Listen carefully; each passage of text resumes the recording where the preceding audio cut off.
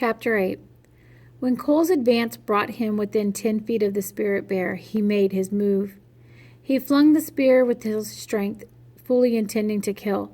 A blur of white motion deflected the shaft down into the grass as the bear lunged. Cole never even had time to raise the knife before the bear was on him, clubbing him down with a powerful blow. Cole's body folded and collapsed to the ground. Before he could roll away, another crushing paw shoved his face into the dirt. His jaw struck a rock. Rolling over, then scrambling to his feet, Cole ran toward the trees, but they offered no protection. The bear was on him again, dragging him down, its breath rotten. Cole gripped the knife with his left hand and clawed with his right at some long stalks of devil's club, anything to pull himself away from the raking claws of the bear. With each desperate grab, hundreds of tiny thistles pierced his fingers. He ignored the thistles as the bear sank its teeth into his thigh, lifting him up like a rag doll. Cole's stomach churned, and he swung the knife wildly. Each time he stabbed the bear, its powerful jaws clamped harder. Cole felt his pelvis crack. His body went weak, and the knife slipped from his hand. The bear dropped him to the ground and pawed at his chest as if raking leaves. Sharp claws ripped flesh from each swipe.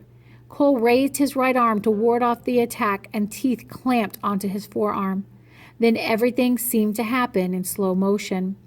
He felt his body flop back and forth, the bear swinging him by the arm. Cole pounded the bear's face with his fist, but nothing stopped the savage attack. In desperation, he grabbed the bear's neck to free his arm from the crushing jaws. A handful of white hair pulled loose. Cole heard the loud crack of bones breaking his forearm, then the bear dropped him with a grunt. Cole cowered to the ground, pain piercing his shoulder. All feeling in his right arm had disappeared. As the bear turned toward him again, Cole screamed, "No! No more!" But his words came out as Cole's grunts. He collapsed onto his back. As if finishing its attack, the spirit bear placed its huge paws on Cole's chest and gave a single hard shove. Air exploded from Cole's lungs. Ribs snapped. Mouth wide open, Cole gasped but could not catch his breath. The spirit bear towered over him, its rank breath warm. Cole struggled to move his arms, his legs, anything to escape the white monster. But his body refused to move. Waves of nauseating pain flooded through him. Each time he gasped, pain gripped his chest and the thick, sweet taste of blood filled his mouth. For an eternity, the bear remained standing over Cole in the chilling rain. Finally, it drew in a deep breath, raised its massive head, and stepped casually to the side. With a lazy shuffle, it turned away and wandered down the shoreline. For long minutes, the world stood still. Gasping for air, Cole tried to roll to his side, but the pain tore at his hip and chest. As air gradually seeped back into his lungs, he strained to raise his right arm, but his arm, like a broken branch in the grass, refused to move. The only movements Cole could make were with his left arm and his head. The incessant rain tickled his cheeks and mixed with the blood from his mouth, dripping red by the time it hit the ground. Cole closed his eyes. Was he dying? Every movement, every breath tortured him. The blood seeping into his throat choked him. He coughed and pain ripped at his chest. His stomach churned and the world threatened to turn black. Cole resolved never to cough again. He would drown first. He gazed upward and found himself under the branches of a tree in full view of the bay. The lumpy ground hurt. Barely 10 feet away, seagulls strutted around, squawking, flapping their skinny wings and picking at something in the grass. Cole stared down at his chest. The bear's claws had raked him open. His shredded shirt exposed gashes with long strips of flesh missing. One of the gulls squawked as it stole a stingy piece of meat and skin from another gull. Cole realized the gulls were fighting over bits of his own torn flesh. He tried to shout and wave at them, but all that managed was a lame flopping of his left hand. A dull, angry grunt caught in his throat. The gull shied a few feet, then returned to picking through the grass. In a rage, Cole tried to spit at them. The bloody mucus ran down his chin and dripped on his shoulder. Cole licked his numb lips, but the pain made him stop. He had bitten his tongue when the bear slammed his face into the ground. He watched as one by one the gulls took to the air. They circled out over the bay in search of better pickings. Cole glared at them. The gluttonous seagulls had brazenly eaten chunks torn from his chest and were now onto something else. A herring or a clam? What luck, Cole thought, to end up on an island with a stupid bear that didn't have brains enough to run away. And the seagulls, he hoped they'd choke to death. What pea-brains eating his ripped flesh as indifferently as they would bits of fish. They treated him like any other animal. Cole wanted to scream, "Hey, look at me! I'm Cole Matthews! I'm better than you!" But all he could manage was a grunt. If only he'd had a gun. The squawking of the gulls over the bay echoed like hollow laughter. They were laughing at him, Cole thought. He wished he had never come to this island. But he was here. Nothing could change that. He was trapped on a God-forsaken island, alone, and mauled within an inch of his life by a white monster bear. Cole tried to gather his wits.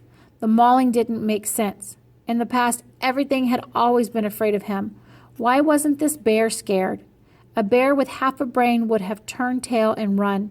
Instead, this dumb animal had attacked. Now it wandered out in the woods somewhere, the mauling little more than an inconvenience to its mourning. Cole glanced down and spotted the knife blade lying by his side. It satisfied him to see the spirit bear's blood on the blade tip. Grimacing, he raised his left hand to wipe his own blood from his lips. He saw his fist tightly gripped the clump of white matted hair he had ripped off the bear. The sight of the hair caused him to shudder. Cole tensed his arms to throw away the stark reminder of his mauling, but paused. Instead, he worked his hand to his side and stuffed the hair in his pants pocket. If he lived through this, he would have something to brag about. He could prove he had fought a bear. The hair gave Cole a sense of power. No bear willingly would give up a big clump of hair. Cole struggled to shift his position on the uneven ground, but stiffness had set in his joints like hardened cement. He couldn't roll to either side. If only he could use both arms. Struggling, he raised his head for a better look at his right arm. It lay mangled and useless. All he could see of his forearm was ripped shirt and ragged, torn flesh. A bloody white bone jutted out near his elbow like a broken stick. His fingers looked artificial, pale and puffy from grabbing the devil's club. They faced the wrong direction. The only sensation he had had from his arm was a throbbing burn in his shoulder. The sight of his arm frightened Cole. He drew in a deep breath, but again pain stabbed at his chest, warning him. He returned to shallow, tentative breaths, drawing air past his lips as if he were sipping from a straw. Cole grimaced and struggled to raise his right knee, but he couldn't. The crushing bite to his thigh had rendered his leg lifeless. He relaxed his neck to catch his breath. Sweat stung his eyes. And still it rained, cold rain, soaking into everything it touched. A breeze swayed the branches overhead. Cole's gaze wandered in a big circle around him. All of the landscape, the air, the trees, the animals, the water, the rain, all seemed to be a part of something bigger. They moved in harmony, bending and flowing, twisting and breathing as if connected. But Cole felt alone and apart. His soaked clothes chilled his bones. The hard ground pushed at his wounded body like a big hand shoving him away. No, Cole thought. He was not a part of this place. He should not be here. It was not his choice to lie dying on a remote island alone, unable to move. This place held him. Prisoner, more securely than any jail cell. Here he was powerless. He could not keep warm or find food. His place was wearing dry clothes in a safe, warm room, sleeping and eating without a care in the world. His place was having other people worry about him. His place was being in control. That was his place. Haunting thoughts pried at Cole's mind. Night would come sooner or later, and with it more rain and cold. What would happen when the last bit of warmth seeped from his body? What was death like? Did it hurt? Did it come fast like lightning from the sky, or a blow from the spirit bear? Did death sneak around like a stinking seagull, trying to snatch life from a body like meat chunks from a rotting carcass? Or did life just flicker out like a dim candle? Cole's tortured thoughts slowly gave way to an even worse possibility. What if death didn't happen right away? Would seagulls land on him and peck bits of warm meat from his body when he could no longer fight back? And where was the bear? Waves of pain racked Cole's body. With each agonizing wave, he bit at his lip and whimpered, trying not to cry out. All of his life he had been haunted by nightmares of helplessness. Some nights he dreamed he was drowning, unable to find the surface. Some nights he dreamed of fists raining down on him like giant hail. Worse yet were the dreams he had of being alone and no one caring about him. Now he was living his worst nightmare. Cole flopped his head to the side and spotted a small caterpillar inching over a rotten branch. He reached out with his finger and crushed it. That would teach it not to crawl so close.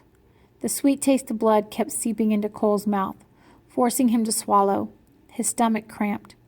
Wincing, he wiped at his mouth with his left hand, then stared at the glistening red on his knuckles.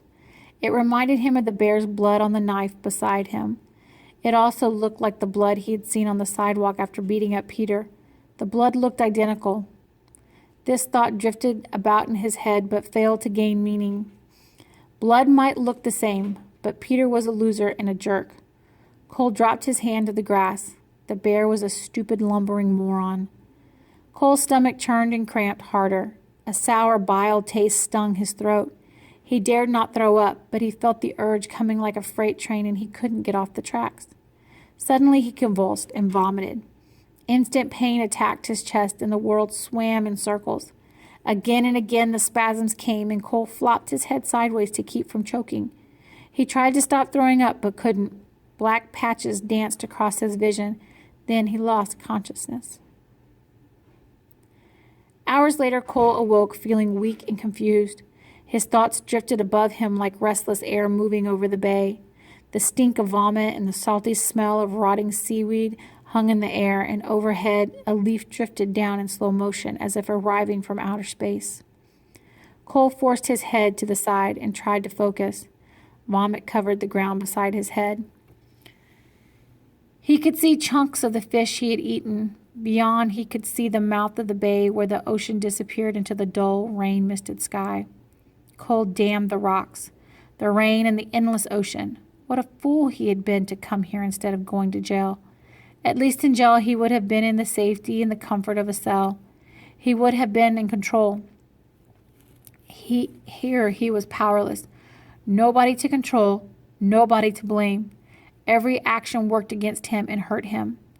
A bitter loneliness swept over Cole as tears clouded his vision. He felt so small here, puked up on rotten, remote, forgotten shore and left to die. Was this how the world was going to get rid of him?